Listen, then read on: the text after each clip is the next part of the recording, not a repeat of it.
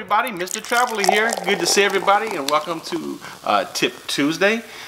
Still flying solo this week and we hope to have Mrs. Traveler back very soon.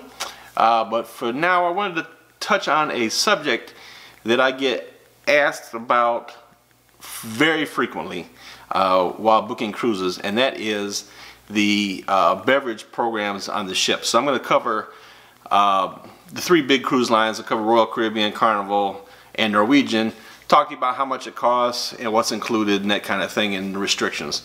So it's a very popular question and I had to kind of dig in and do my research on it because, as you know, Mrs. Traveler and I are not drinkers, so I never partake in the drink package. So I got all the information for you and I'm going to bring it to you right now, and we'll start with Carnival Cruise Line. Okay, so currently Carnival, if you pre-purchase the Cheers program, it's $49.95, or if you wait to get on the ship, it's a little bit more. I think it's $54.95 if you wait to get on the ship. So the caveat with Carnival's program is that if there's anybody in the age of 21 and over in the cabin, everybody has to purchase the program. That's just the way it goes. I guess that might be their way of stopping people from sharing drinks, more than likely. So that's my only guess at that. So with that being said, what's good about Carnival is that it includes so many things that it's probably best just to tell you what it doesn't include. But you know, just briefly, it's pretty much all your alcohol, beer. You can get energy drinks, soda, specialty coffees, teas, the fresh juices. The list goes on and on, but I'd just rather tell you what's not included, so you can pretty much just surmise that if I didn't say that, it is included.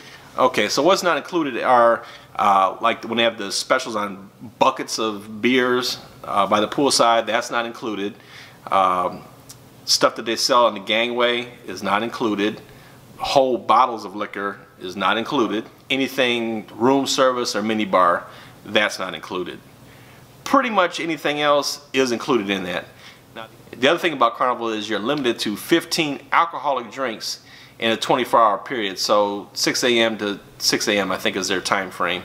So you're limited to 15 drinks, alcoholic drinks in that time frame, and you have to have 5 minutes space in between ordering the drinks. Once you've reached that limit on drinks, they won't sell you anymore. So that's really the caveat with Carnival. And really that's it in a nutshell. Not much else to it.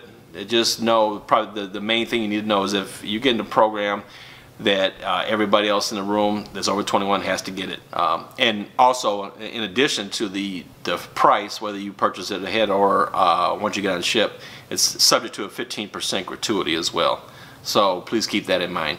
And that's not like your gratuity that you have on the room service and that, where you can adjust it. I mean, it's steady, so once you get the drink, they're going to charge you the 15% gratuity. Oh, one more thing I forgot to add about Carnival is that the price limit on there, your price limit, you're set to anything that costs $50 or less by the serving. So that's pretty generous, I guess, if they have like a $49 drink or something that you want to get. So that's it for Carnival. Let's talk about Royal Caribbean next. Okay, so Royal Caribbean, their price fluctuate depending on the ship and that kind of thing. So I think it's like $44 to $55. It's in their price range depending on the ship that you're going on. It also has an 18% gratuity attached to it.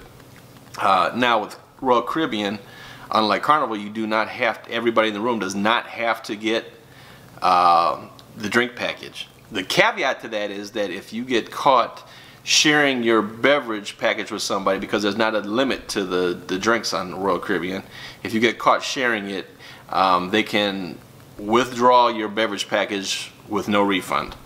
So you want to be careful about that. Okay, so with Royal Caribbean, what's not included? Pop by the can, like super premium liquors is what they call it. Evian water, bottled specialty beers. Bottled specialty beers, as listed on the menu, they'll say this specialty beer is not included in the beverage package. What also is not included is drinks in souvenir glasses or drinks that are served in like a hollowed out pineapple, that kind of thing. Those aren't included. pretty much everything else is included. Your drinks, you can get drinks up to a $12 in value or $13 in value on the Oasis class ships. That's your value limit, which you can get every time that you go up there. And so other than those things that I mentioned that you can't get, you can pretty much get everything else. So you can get the refillable Coke like fountain sodas, you can beer, wine, liquors, and so you know, it's pretty wide open for you there. But again, it depends on the ship. And another good thing about the Royal Caribbean one is if you don't purchase it ahead of time, you can purchase it on the ship. Say if you got a 7-day cruise, you can purchase it maybe the second day into your cruise, and they'll prorate it, so you don't have to pay the full fare. So you know, maybe you don't want to do anything the first day or two that you're on there, and then have fun the rest. You can work out the budget for yourself on that. So that's it for Royal Caribbean. Now let's talk about Norwegian, which I think is probably the best value of the three. Okay, so why do I say it's the best value is that a lot of the Norwegian cruises that you get, you can choose the drink packages as one of your free options, and you only have to pay the gratuity on it, which for 7-night sailing is just a little bit under $100 per person, but that's not bad. You don't have a limit to the amount of drinks. You do have a dollar limit, but what's good about Norwegian, I think, they're a little bit more restrictive on what you can get, but basically you can get the beer, wine, liquor, soda, specialty coffees, teas, and that kind of thing. It restricts a lot of the deals, like a bucket of beer deals. It doesn't include energy drinks, wine stations, mini bars, fresh squeezed juices, that kind of thing. So a little bit more restrictive on what they offer. But what's good about it is that they give you up to a $15 value on the purchase. So let's say you had a drink that was $20. What they'll do is they'll give you $15 credit of that, and you only pay $5 for the drink if you got like a super expensive drink, I guess. So that's what's pretty cool about them.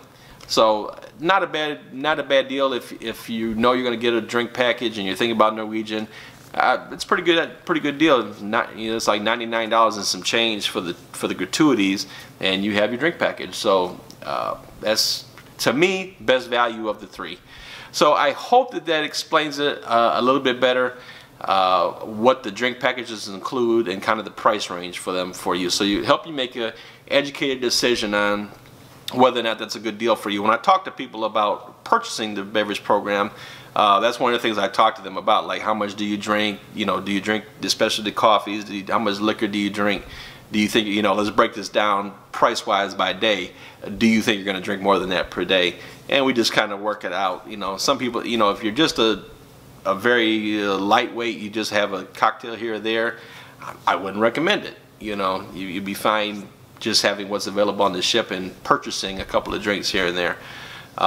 If you're ready to have a good time and let loose, then by all means go for it. So anyway guys, thank you so much for watching today, and we'll see you on Thursday.